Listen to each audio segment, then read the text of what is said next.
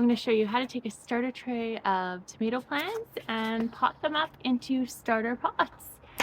If you live in a climate similar to mine on Vancouver Island, zone 7 to 8, you will probably realize it's still too cold to have tomatoes in your yard at the end of April. No, at the end of March. We're almost in April.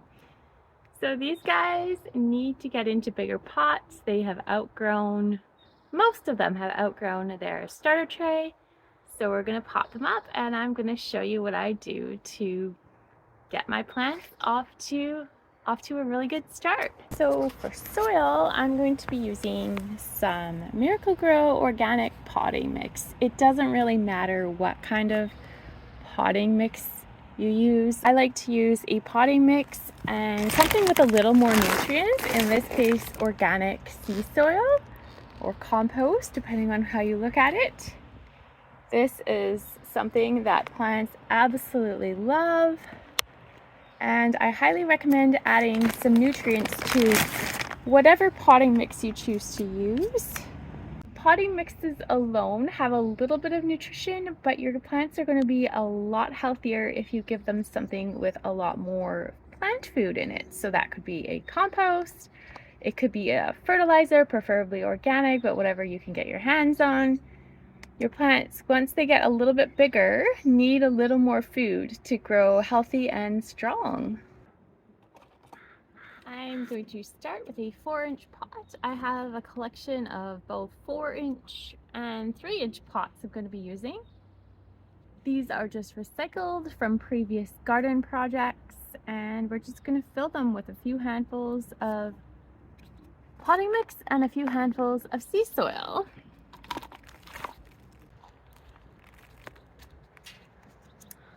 So before I get to planting, I'm actually going to mix in some kelp meal as well. It's not necessarily needed, but I think it's going to get the plants off to an even better start than just my sea soil and potting mix. Sea soil is awesome, and I could just stop there, but because I have kelp meal, it's going to have some micronutrients probably that the sea soil is not going to have. So we're going to add a little bit of that to the little starter pot. Zipper, hey. No.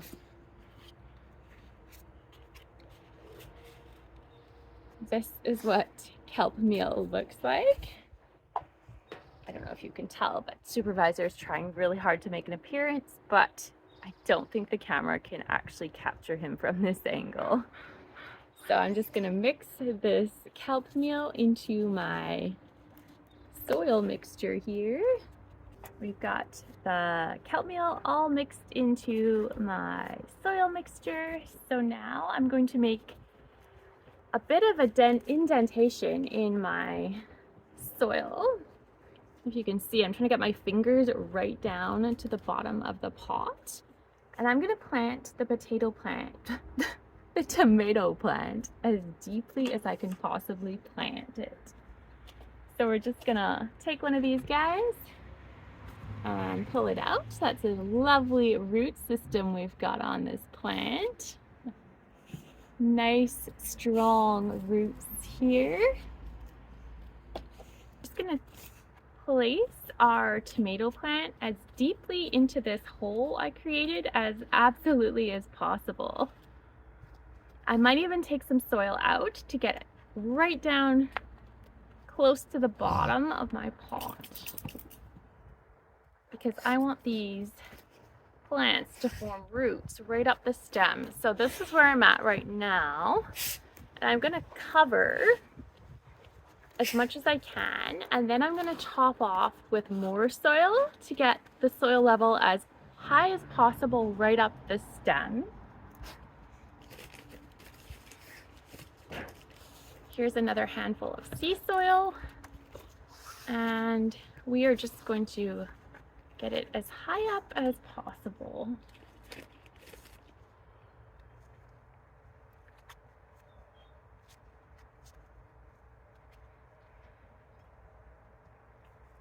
And I'm gonna water it in because this is going to make the soil level drop further, and then I'm going to top it up even further with more soil. So this is where I'm at, and I'm going to add just a small little handful more, kind of lightly compact it and then water it down one more time. And I'm alternating my sea soil handfuls with my starter mix. Potting mix, it's not a starter mix. I'm alternating with my potting mix.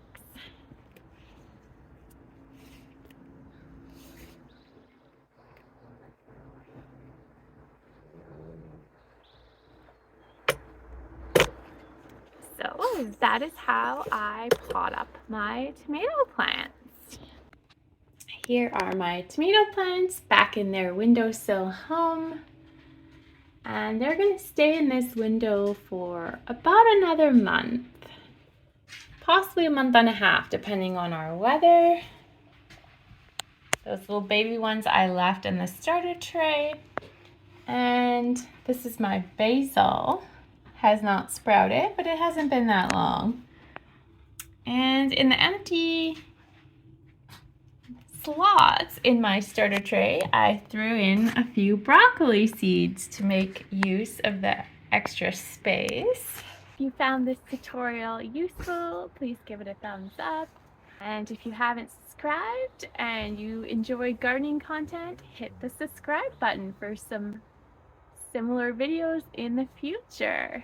Thank you so much for watching. We will see you very soon in another video. Have a good day.